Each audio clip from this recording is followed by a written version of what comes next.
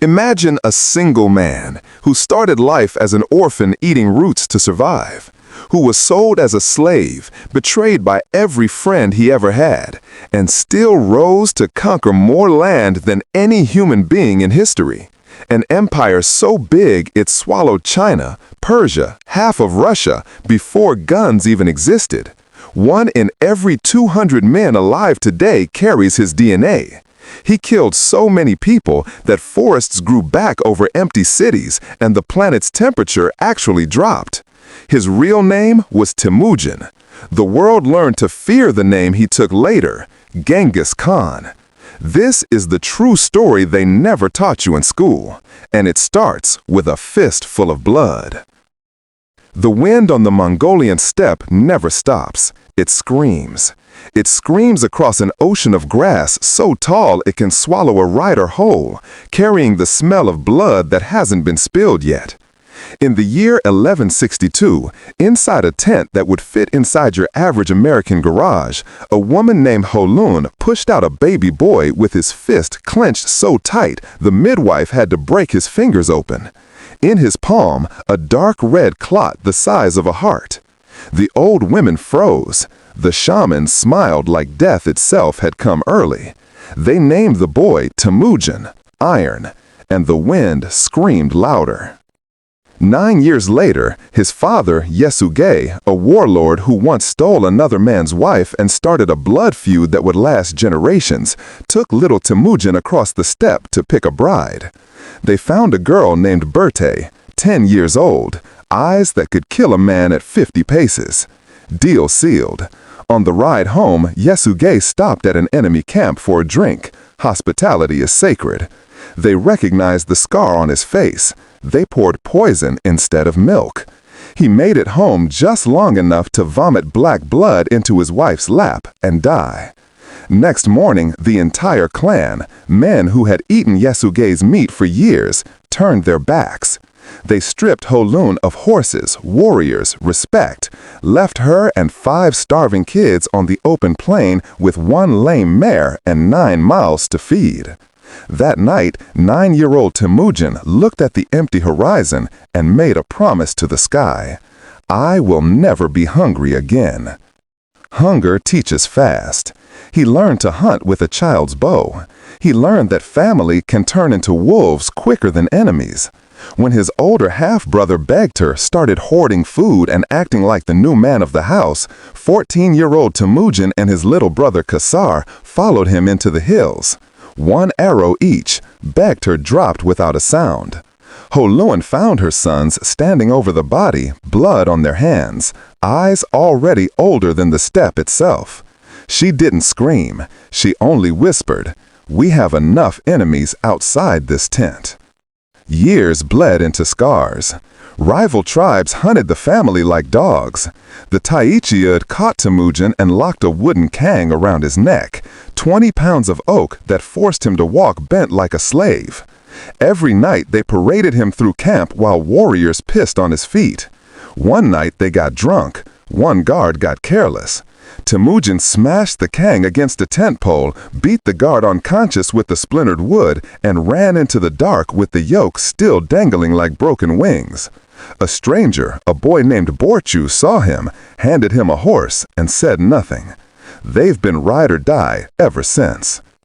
At 17, he went back for Borte. She was no longer a girl. She was a storm in human form. They married under a sky so clear you could see tomorrow coming. For 1 single summer, Temujin knew peace. Then 300 market riders crashed through the camp at dawn, screaming the name of a woman stolen 30 years earlier, Holun. Revenge is patient. They took Borte, left nothing but burning felt, and Temujin's howl echoing across the grass. He rode alone to the 2 most powerful men on the steppe, Wang Khan, his father's old ally, and Jamuka, his blood brother, the boy he'd once cut his thumb and sworn eternal loyalty with under the same sky. 20,000 riders answered the call. They hit the market so hard the frozen rivers cracked. 9 months later they found Berthe, belly swollen with another man's child. Temujin lifted her onto his horse without a word. When the boy was born, he named him Jochi, guest, and loved him like fire loves grass. Jamuka and Temujin rode together for 2 more years, 2 comets tearing across the sky. Then Jamuka looked at Temujin and saw not a brother, but a threat. He turned his army in the night. The war that followed lasted a decade. Brother killed brother. The steppe drank blood until it was drunk. Jamuka lost. His own generals betrayed him, dragged him bound to Temujin's camp. The man who once shared a womb with him in spirit knelt in the dust. "Kill me without blood," he begged. "Let my soul fly clean." Temujin remembered the nights they dreamed of ruling the world together. He gave the order: a bowstring, a carpet, no blood on the grass. Then he walked into his tent and cried until there was nothing left but the wind. By 1206, every tribe that had ever spat on his name was on its knees. On the banks of the Onon River, beneath 9 white banners made from wagtails, the greatest gathering in steppe history proclaimed him Genghis Khan, oceanic ruler, the man sent by eternal heaven to punish the world. He was 44, scarred like old iron, one eye slightly higher from an arrow that should have blinded him. He looked at the ocean of bowed heads and started building something the world wasn't ready for. He smashed bloodlines. A shepherd who could shoot straighter than a prince became a general. He wrote laws on iron tablets: steal a horse, die; lie to an officer, die; abandon a comrade, be given to the women as a slave. He built the fastest mail system ever seen, riders changing horses every 25 miles, crossing Asia in a week. He told Christians, Muslims, Buddhists, shamans, pray however you want, just pay taxes and keep the roads open. Then he looked south. 1211. 200,000 riders poured across the Gobi like black lava. The Great Wall of China, he laughed. Beijing burned for 33 days straight. The Jin Emperor sent 1,000 virgin boys, 1,000 virgin girls, 3,000 horses just to make the smoke stop. Genghis took the tribute, smiled, and came back later to finish the job. 1219. A caravan flying his banner was massacred in the city of Otrar. The governor sent one survivor back with molten silver poured down his throat. Genghis looked at the corpse crawling into his tent and dying at his feet.